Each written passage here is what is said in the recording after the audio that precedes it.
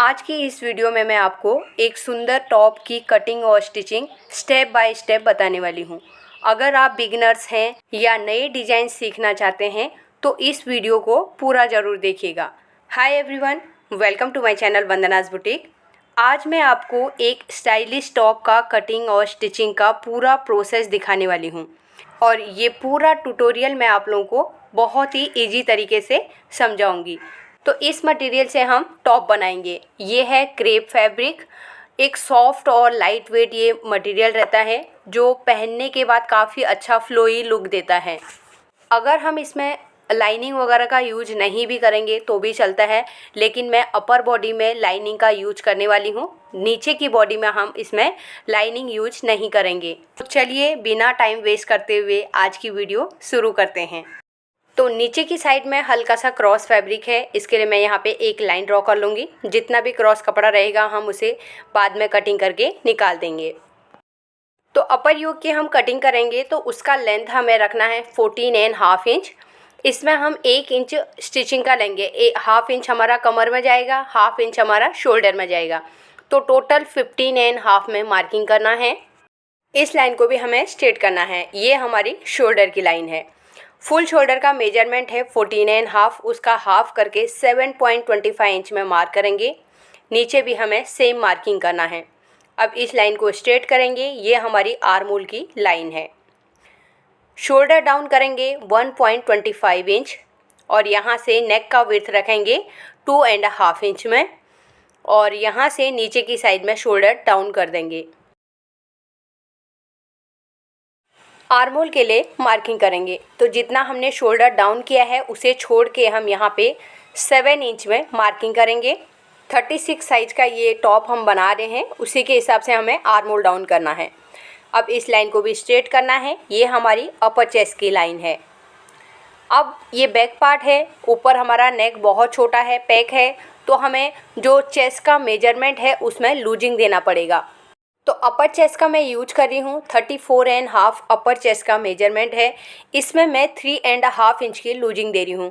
हम top cutting कर रहे हैं ना, तो ड्रेस की तरह इसमें फिटिंग नहीं रखेंगे ज़्यादा, तो मैं 3.5 इंच प्लस करूँगी तो 38 हो गया। 38 को हम 4 से डिवाइड करेंगे तो 9.5 आता है। यहाँ पे मार्क करेंगे और 1.25 इंच का मैं मार्जिन ले लूँगी। अगर आपको थोड़ा सा ढीला और रखना है तो आप 4 इंच का भी लूजिंग दे सकते हैं। कमर के लिए मार्किंग करेंगे। 34 इंच को हम 4 से डिवाइड करेंगे तो 8.5 इंच आता है और 1 इंच हम डार्ट के लिए लगाएंगे। 1.25 इंच का मार्जिन ले लेंगे। तो अब हमें चेस्ट वाले पॉइंट को वेस्ट वाले पॉइंट से मिला देना है और बाहर की साइड में जो मार्जिन है उसे भी मार्क कर लेंगे। अब हमें आर्म होल का शेप लगाना है, तो जो हमने लाइन ड्रॉ करी थी वहाँ से 1 इंच अंदर की साइड में मार्क करेंगे और शोल्डर से हम इस तरीके से लाइन ड्रॉ करेंगे। अब मैं यहाँ पे फ्रेंच कर्व लूँगी। फ्रेंच कर्व से आर्म होल का शेप लगाऊंगी। तो इस तरीके से हमें सेट करना है पहले फ्रेंच कर्व को और यहाँ पे शेप लगा लेना है। अब हमें आर्म होल चेक करने के लिए हाफ इंच शोल्डर की साइड से भी मार्जिन छोड़ना है और स्लीव्स अटैच करने वाला मार्जिन भी छोड़ते हुए ये हमारा लूजिंग के साथ में आर्म होल है। और बॉडी का आर्म होल हम चेक करेंगे तो आर्म होल वाली लाइन के ऊपर हमें चेक करना है। जितना भी हमारा आर्म होल का मेजरमेंट है उसका हाफ रेडी आना चाहिए। 17 इंच का आर्म होल है तो उसका हाफ 8.5 यहाँ पर हमारा रेडी आ गया है।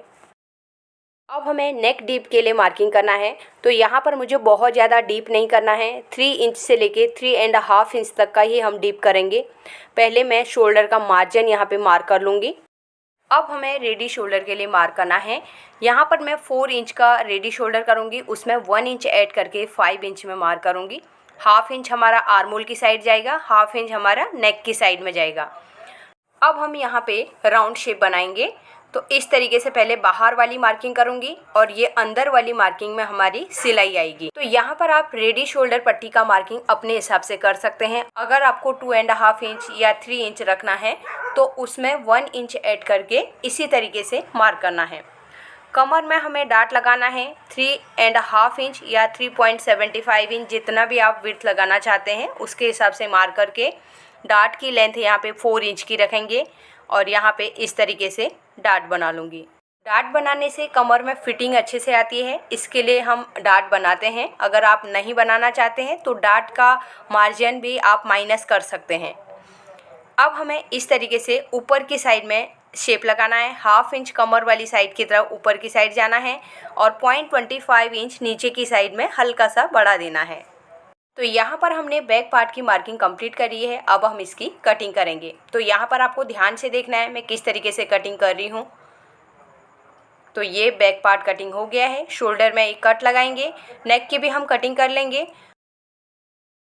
आर्मोल के पॉइंट में एक कट लगाएंगे और हमने जो कमर में डार्ट लगाया था वहाँ पे भी हल्का सा कट लगा लेना है। तो अब मैं इसे साइड करूँगी, फ्रंट पार्ट की मार्किंग करेंगे। सबसे पहले मैं यहाँ पे एक लाइन ड्रॉ करूँगी। लेंथ में लूँगी 14.5, हमें जैसे रखना था वैसे हम यहाँ पे रखेंगे। 15.5 मार्जिन के साथ में रखेंगे। यहाँ पे भी सेम मार्किंग करेंगे, दोनों लाइनों को स्ट्रेट करेंगे। फुल शोल्डर का मेजरमेंट 14.5 था तो 7.25 इंच में मार्क करेंगे। यहाँ पे भी 7.25 इंच में मार्क करके इस लाइन को हम इस तरीके से स्ट्रेट करेंगे। शोल्डर हमें डाउन करना है 1.25 इंच, नेक का विड्थ लगाना है 2.5 इंच और यहाँ से शोल्डर डाउन करेंगे। आर्मोल डाउन करने के लिए मैं यहाँ पर से 6.5 7 इंच है तो 7 इंच में ही मार्क करूँगी और यहाँ से भी मैं इस तरीके से मार्क करूँगी। फ्रंट साइड में हमें नेक का डीप कितना रखना है वो हमें देखना है। तो बहुत ज़्यादा डीप मैं नहीं करने वाली हूँ। तो 5 इंच तक का हमारा डीप हमें कितना करना है, 5.5 इंच तक टोटल हमारा डीप आना चाहिए। तो मैं यहाँ पे 5.5 इंच में पहले डीप के लिए मार्क करूँगी। अब यहाँ पे 1 इंच ऊपर की साइड में हमें यहाँ पे जो ड्रॉप बनाना है 1 इंच से 1.25 इंच के बीच में बनाना है, तो एक दूसरी लाइन ड्रॉ करूँगी। यहाँ से हमारा शोल्डर का मार्जिन भी मैं ड्रॉ कर लेती हूँ। ये शोल्डर का मार्जिन हो गया। डीप हमारा वैसे आएगा यहाँ पे 4 इंच का ही डीप आएगा। 1/2 इंच शोल्डर में से यहाँ से माइनस करूँगी, ठीक है।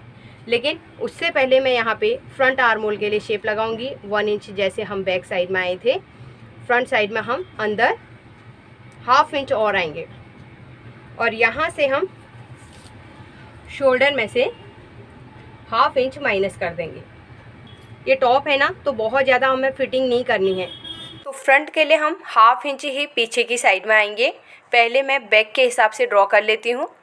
ये हमारा बैक वाली लाइन है और 1/2 इंच हमने शोल्डर से माइनस किया था, उसे हम नीचे की साइड में ड्रॉ करेंगे। अब मैं बैक आर्मोल के हिसाब से पहले शेप लगाऊंगी, उसके बाद हम फ्रंट आर्मोल के हिसाब से शेप लगाएंगे। अब यहाँ पर हमारा डीप नेक बहुत ज़्यादा नहीं है, वो फैलने वाला नहीं है, इसके लिए मैंने शोल्डर में से भी केवल 1/2 इंच ही माइनस किया हुआ है। अब इस तरीके से फ्रेंच कर्व को रखेंगे और फ्रंट आर्मोल का शेप लगा लेंगे। अब यहाँ पर मैं बैक पार्ट को लूँगी और फ्रंट पार्ट के ऊपर शोल्डर में रखूँगी। यहाँ पर अगर कई लोगों का छोटा बड़ा हो जाता है, कोई एक रेडी शोल्डर पट्टी बड़ी या कम होती है, तो आप इस तरीके से रखिए और फिर इस तरीके से मार्किंग कर सकते हैं। अब बैक पार्ट में हमारा मार्जिन है जिसमें हम पट्टी को अटैच करने वाले हैं, लेकिन फ्रंट में हम नेक कैनवास अटैच करेंगे तो हमें 1/2 इंच नेक वाली साइड से माइनस कर देना है। फ्रंट में भी आपको पट्टी अटैच करनी है तो फिर सेम उसी तरीके से मार्किंग करना है, लेकिन ज़्यादातर हम फ्रंट में नेक शेप बना रहे हैं तो उसमें नेक कैनवास लगाना या फ्यूजिंग पेपर जो हम लगाते हैं वो लगाएंगे, तो फिर हमें नेक वाली साइड में मार्जिन ऐड करने की ज़रूरत नहीं है। अब हम यहाँ पर से नेक विड्थ को चेक करेंगे तो 3 इंच का नेक का विड्थ आ रहा है और बैक साइड में हमारा 1/2 इंच दबेगा तो वो भी सेम बराबर आ जाएगा। अब यहाँ पे हमें शेप ड्रॉ करना है नेक का, तो पहले मैंने एक स्ट्रेट लाइन ड्रॉ कर ली है और यहाँ से राउंड शेप जैसा बनाएंगे। इस तरीके से ऊपर की साइड में मैं मिला दूँगी। अब नीचे की साइड में मैं ड्रॉप शेप बना रही हूँ। अगर आप यहाँ पे ट्राइंगल करना चाहते हैं तो इस तरीके से ट्राइंगल भी कर सकते हैं, क्योंकि हम ये जो कॉर्नर आएगा यहाँ पे डोरी अटैच करने वाले हैं और मुझे यहाँ पे ड्रॉप शेप बनाना है, तो इस तरीके से मैंने ड्रॉप शेप बना लिया है और ये कॉर्नर में हम 2 डोरी अटैच करेंगे। एक साइड से हमारी एक डोरी आएगी और उसके दूसरी साइड से दूसरी डोरी आएगी। अगर यहाँ पर आपको नेक का डीप ज़्यादा करना है तो आप थोड़ा बढ़ा भी सकते हैं। 1 इंच ऊपर का पहले राउंड नीचे कर लीजिए, फिर 1 इंच नीचे की साइड में ड्रॉप शेप को शिफ्ट कर सकते हैं। और रेडी शोल्डर भी यहाँ पर आपकी चॉइस है। अगर आपको कम रखना है तो नेक का विड्थ थोड़ा सा और ब्रॉड कर सकते हैं। तो यहाँ पर मैंने जो शेप बना के रखा है इसी के ऊपर कटिंग करूँगी। अब हम यहाँ पे आर्म होल के पॉइंट में आते हैं। यहाँ पे भी हमें क्रॉस मार्किंग करना है। यहाँ पर से हम क्रॉस मार्किंग करेंगे क्योंकि हमें आर्म होल में डार्ट बनाना है। तो 3.5 इंच का मैंने लेंथ लगा लिया है और डार्ट हम यहाँ पे 0.75 इंच का लगाएंगे। ब्लाउज की तरह हमें बहुत ज़्यादा नहीं करना है क्योंकि हम टॉप बना रहे हैं, टॉप थोड़ा सा ढीला रहता है। अब ये जो हम डार्ट फोल्ड करेंगे तो ये डार्ट फोल्ड करके हमारा थोड़ा सा कम होने वाला है 0.75 इंच। तो चेस्ट का मार्किंग करने के बाद हमें आगे बढ़ाना है।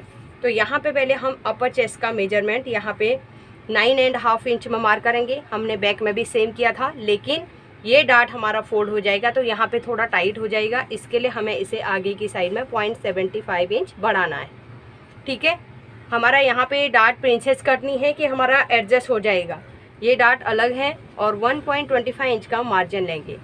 कमर में भी हम सेम 8.5 इंच में मार्क करके 1 इंच बैक डार्ट के ले लेंगे और 1.25 इंच का मार्जिन ले लेंगे। इस तरीके से मार्क करेंगे।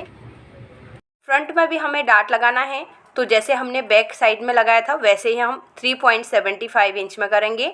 साइड में हमें हाफ इंच का मार्क करके डार्ट की लेंथ 4 इंच की मार्क कर लेनी है। अब यहाँ पे हम डार्ट का शेप ड्रॉ करेंगे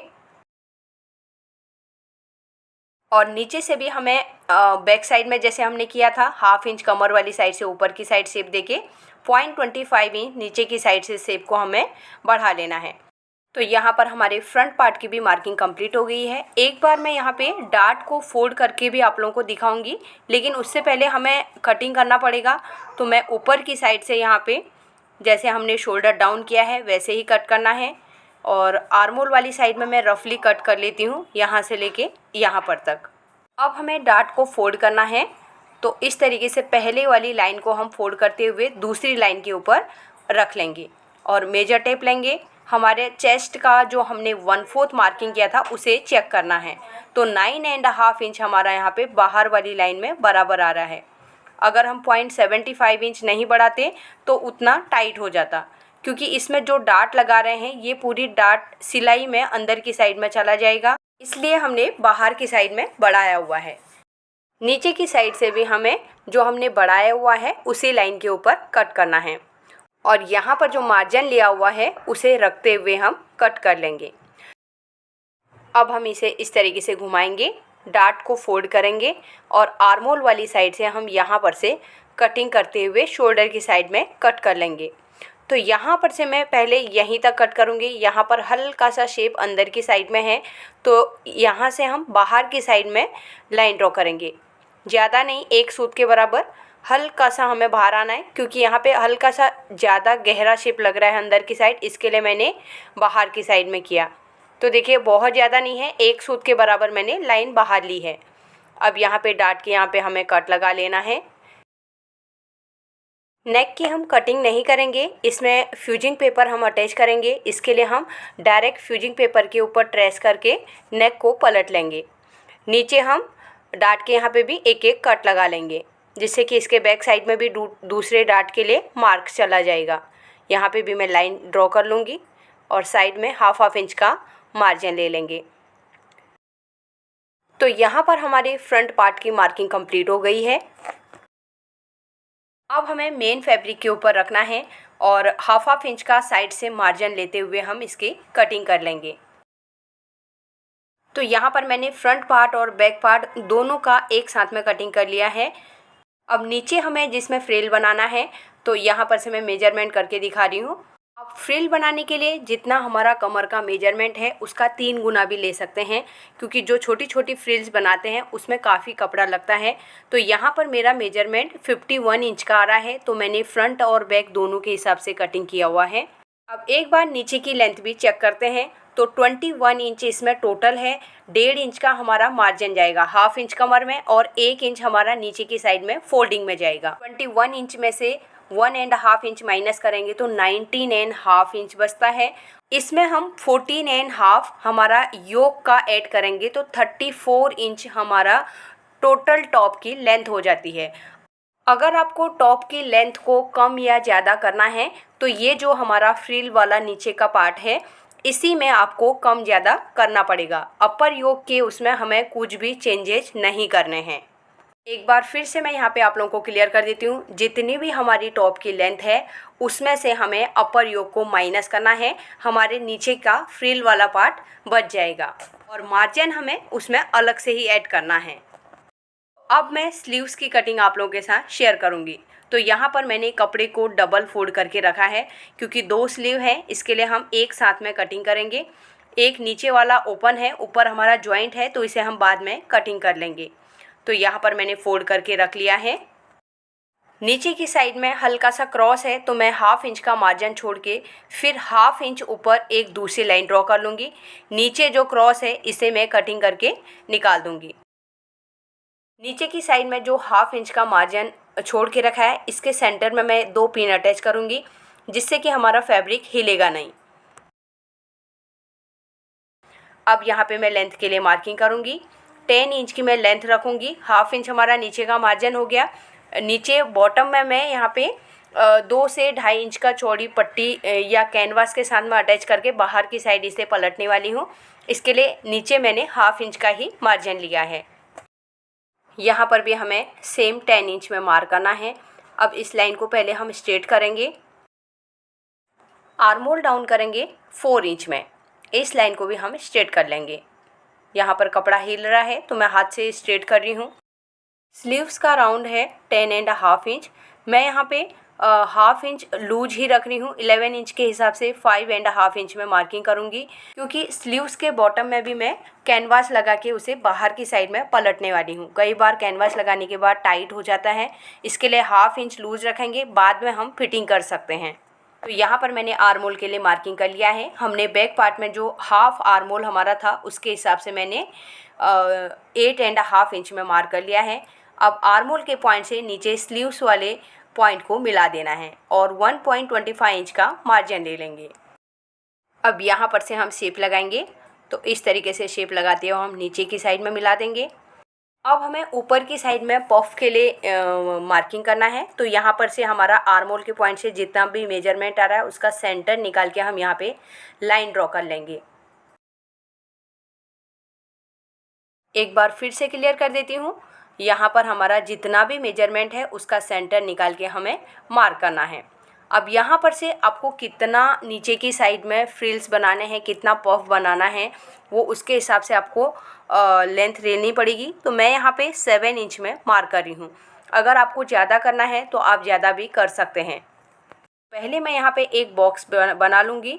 अब यहाँ पर से हम शेप लगाते हुए नीचे की साइड में हम मिला देंगे। जो हमने नीचे स्लीव्स ड्रॉ करके रखा है उसी के ऊपर हमें मिलाना है। अगर फ्रेंच कर्व से करना है तो ऊपर से इस तरीके से शेप लगाएंगे और नीचे की साइड में हम यहाँ पर से इसी में मिला देंगे। हमारा आर्म होल का पॉइंट एक ही आएगा और हाफ इंच अंदर की साइड में आके फ्रंट आर्म होल का भी शेप ड्रॉ कर लेंगे।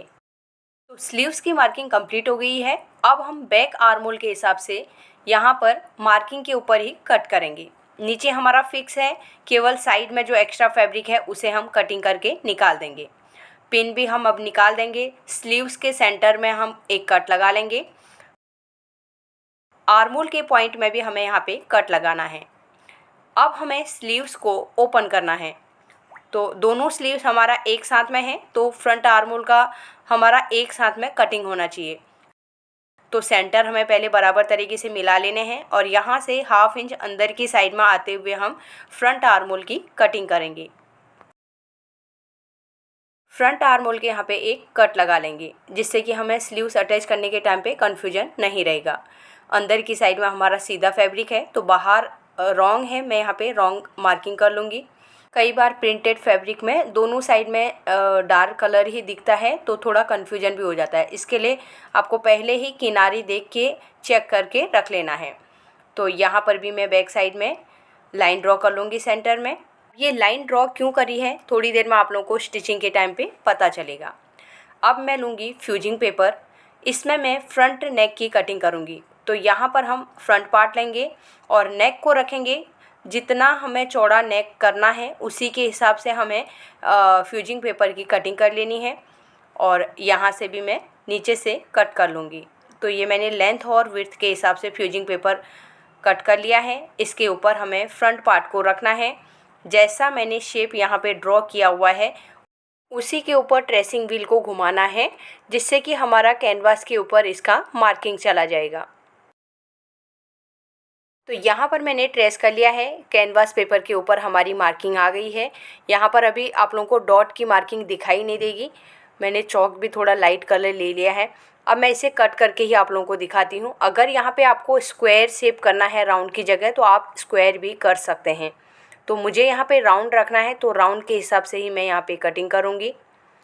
तो इस तरीके से पूरा राउंड कट करेंगे। अब नीचे की साइड का जो ड्रॉप शेप बनाया है इसे भी हम कट करके निकाल देंगे। इस तरीके का ड्रॉप हमारा दिखेगा। तो अब मैं साइड में 1 इंच या 1.25 इंच का हम एक्स्ट्रा मार्जिन लेते हुए कटिंग कर लेंगे। तो हमें यहाँ पे बहुत कम भी नहीं लेना है, क्योंकि हमारा जिस तरीके से शेप है उसी के हिसाब से हमें फ्यूजिंग पेपर की कटिंग करनी पड़ेगी। तो यहाँ पर हल्का सा अंदर की साइड से कट करते हुए नीचे में कट कर लूँगी। अब मैं इसे अस्तर के ऊपर स्टिक कर लूँगी। तो यहाँ पर हमें इसे बराबर तरीके से चिपका लेना है और साइड से हाफ इंच का मार्जिन रखते हुए हम एक्स्ट्रा फैब्रिक की कटिंग कर लेंगे। तो इस तरीके से हम इसे फोल्ड करेंगे। सेंटर में हमें एक कट लगा लेना है। साइड में जो हाफ इंच का फैब्रिक हमने रखा था उसे भी मैंने फोल्ड करके इसे अच्छे से प्रेस कर लिया है। हम स्टिचिंग शुरू करेंगे। तो यहाँ पर मैंने जो अपर योक के हमारे दोनों पार्ट हैं उसको अस्तर को मैंने मेन फैब्रिक के साथ में ग्लू से स्टिक कर लिया है और साइड में जितना भी एक्स्ट्रा फैब्रिक है उसकी मैं कटिंग कर लूँगी। अगर यहाँ पर आप ग्लू से स्टिक नहीं कर रहे हैं तो चारों तरफ से आप 5 नंबर का स्टिच लगा सकते हैं। यहाँ पर आपको पूरा पीस दिखाई नहीं देगा, ये गलती से मेरा कैमरा काफ़ी नज़दीक में हो गया है, लेकिन मैं आप लोगों को स्टिचिंग के साथ साथ में बताऊंगी कहाँ पे हम स्टिच कर रहे हैं। तो मैंने ये बैक पार्ट का जितना भी एक्स्ट्रा फैब्रिक था उसे कट कर लिया है। सेम तरीके से फ्रंट पार्ट भी मैंने रेडी कर लिया है। अब फ्रंट पार्ट के कमर में एक साइड में डार्ट की मार्किंग है, दूसरी साइड भी मैं मार्क कर लूँगी। कमर की साइड से हाफ इंच का मार्जिन लेते हुए सिलाई लगा लूँगी। सेम तरीके से हम दूसरे साइड के डार्ट में भी सिलाई लगा लेंगे। नेक कैनवास को सेंटर में रखते हुए हम यहाँ पर एक पिन अटैच कर लेंगे, जिससे कि हमारा नेक कैनवास हिलेगा नहीं। तो एक साइड से हम सिलाई लगाना स्टार्ट करेंगे। तो कैनवास के किनारे किनारे में हमें सिलाई लगानी है। तो यहाँ पर हमें डोरी अटैच करनी है, तो मैंने डोरी पहले से ही रेडी करके रखी है। तो यहाँ पर हम अंदर वाली साइड से डोरी को रखेंगे। जो हमारा कॉर्नर आ रहा है वहाँ पर हमारी डोरी अटैच होनी चाहिए। कॉर्नर के सेंटर में ही हमें डोरी को रखना है, तभी बराबर तरीके से सेंटर में से डोरी बाहर की साइड में निकलेगी। अब हम सिलाई को नीचे की साइड में बढ़ाएंगे और जो हमारा ड्रॉप शेप है उसके किनारे किनारे में सिलाई लगाते हुए हम दूसरे कॉर्नर में आएंगे और यहाँ पे भी हमें अंदर की साइड से डोरी को रखना है। सेंटर में रखते हुए हमें डोरी को पकड़ के रखना है, जिससे कि डोरी सेंटर में से हिलेगी नहीं। अब हमें सिलाई को दूसरी साइड की तरफ घुमाना है और हम शोल्डर की साइड की तरफ निकाल देंगे। अंदर की साइड में 0.25 इंच का मार्जिन रखते हुए हम एक्स्ट्रा फैब्रिक की कटिंग कर लेंगे। ड्रॉप शेप में से भी हम एक्स्ट्रा फैब्रिक कट कर लेंगे। यहाँ पर कैमरा बहुत ज़्यादा नज़दीक हो गया था, इसके लिए मैंने इतना ये कटिंग करके निकाल दिया है और कैनवास पेपर को मैंने बैक साइड की तरफ पलट लिया है। यहाँ पर मैंने डोरी के नीचे की साइड में एक एक टेसल्स भी बनाया हुआ है। तो ये चीज़ मैं नहीं दिखा पाऊँगी क्योंकि वो कैमरे में नहीं आ पाया। अब बैक साइड में जो डार्ट लगाया था उसके ऊपर भी हम सिलाई लगाएंगे और नेक की हमने जो कटिंग करके रखी है उसमें हमें क्रॉस फैब्रिक अटैच करना है। एकदम उरेब हम ले सकते हैं इसमें। तो हाफ इंच का मार्जिन लेते हुए मैंने पट्टी को नेक में अटैच कर लिया है। अंदर की साइड में नेक में हम कट्स लगा लेंगे और पट्टी को हमें बाहर की साइड ओपन करके धार स्टिच लगाना है।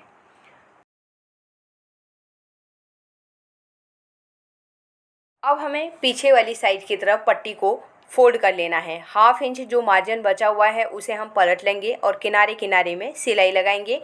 0.25 इंच की हम पट्टी रेडी करेंगे। एक समान पट्टी रेडी होनी चाहिए। जब हम सीधे साइड की तरफ से दाब सिलाई देंगे तो एक समान हमारी सिलाई आएगी। अब हमें बैक पार्ट साइड करना है।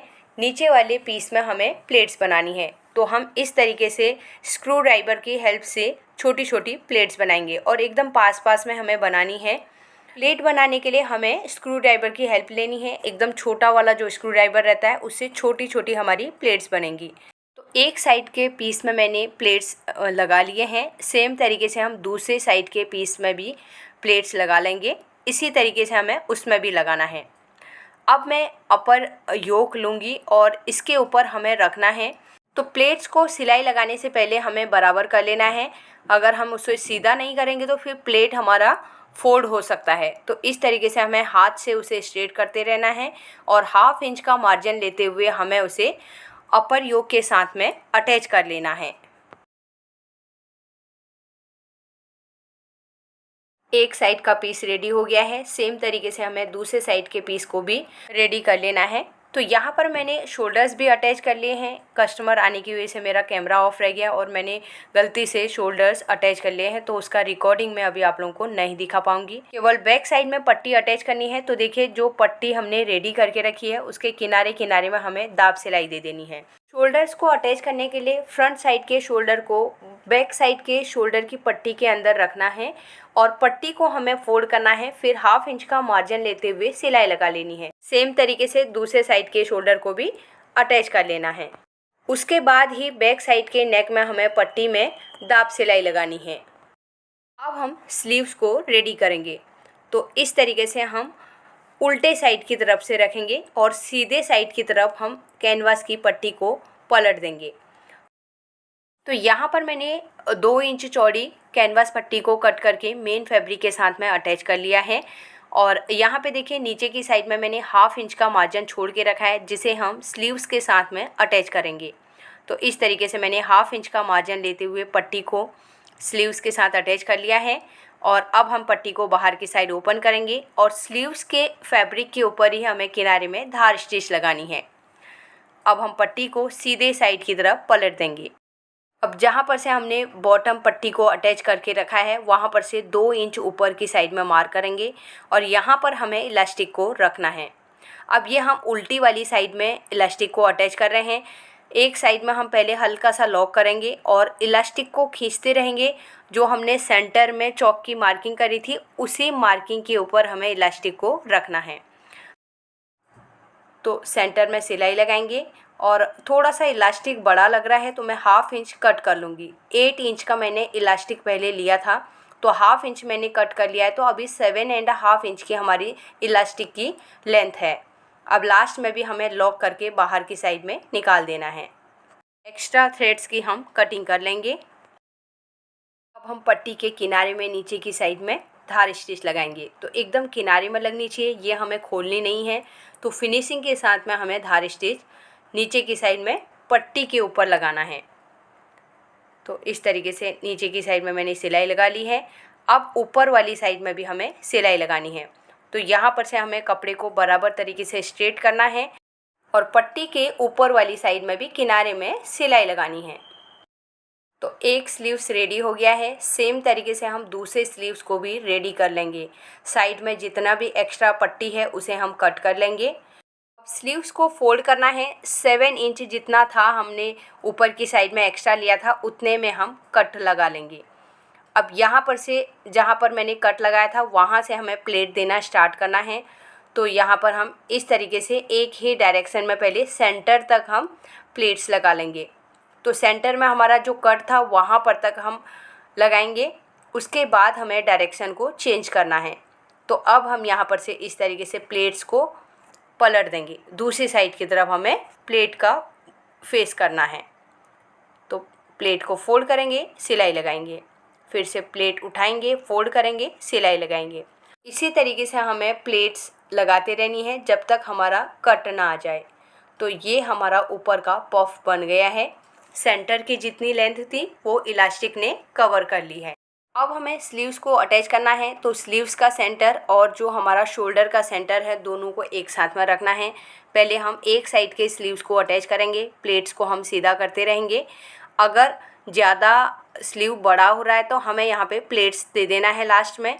अगर बराबर है तो हमें फिर उसमें प्लेट्स देने की ज़रूरत नहीं है। तो यहाँ पर मेरा बराबर तरीके से आ रहा है तो मुझे प्लेट्स देने की भी ज़रूरत नहीं है, खोलने की भी ज़रूरत नहीं है।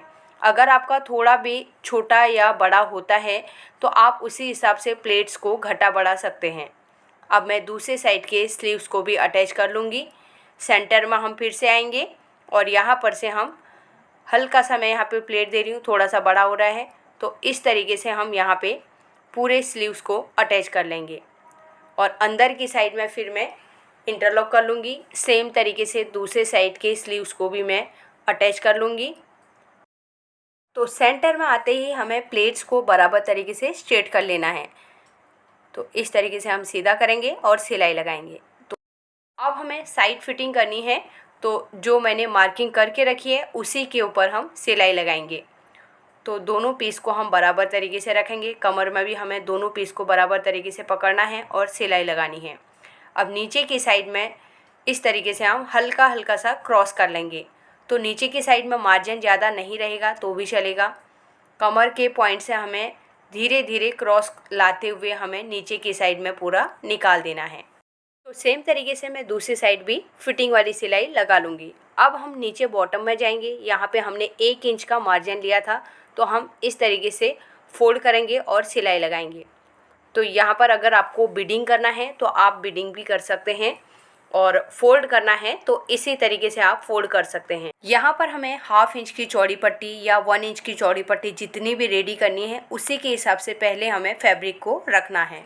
तो नीचे की साइड से मैं फोल्ड करती रहूँगी और किनारे किनारे में सिलाई लगाती रहूँगी। तो इसी तरीके से पूरे घेरे में हमें सिलाई लगा लेनी है। तो यहाँ पर हमारा टॉप रेडी हो गया है और मैंने एक बार अच्छे से इसे प्रेस भी कर लिया है। अब मैं इसका फाइनल लुक आप लोगों को दिखाती हूँ। तो ये है हमारा पेप्लम टॉप, जिसमें मैंने स्टाइलिश स्लीव बनाया है, जो टॉप का पूरा लुक ही चेंज कर रहा है। यह टॉप पार्टी वियर और कैजुअल दोनों ओकेशन में चल सकता है। अगर आप हैवी लुक देना चाहते हैं तो आप फैब्रिक चेंज कर सकते हैं। शादी या पार्टी वियर बनाना है तो आप ब्रोकेट का फैब्रिक ले सकते हैं। अगर आपको रिच और लग्जरियस लुक देना है तो आप वेलवेट का फैब्रिक भी ले सकते हैं। ट्रेडिशनल या इंडो वेस्टर्न लुक देने के लिए बनारसी सिल्क या रॉ सिल्क का भी यूज कर सकते हैं। अगर आपको ये डिज़ाइन पसंद आया हो तो वीडियो को लाइक करें, शेयर करें और चैनल को सब्सक्राइब करना ना भूलें। तो मिलते हैं नेक्स्ट वीडियो में एक नई डिज़ाइन के साथ में। Thanks for watching.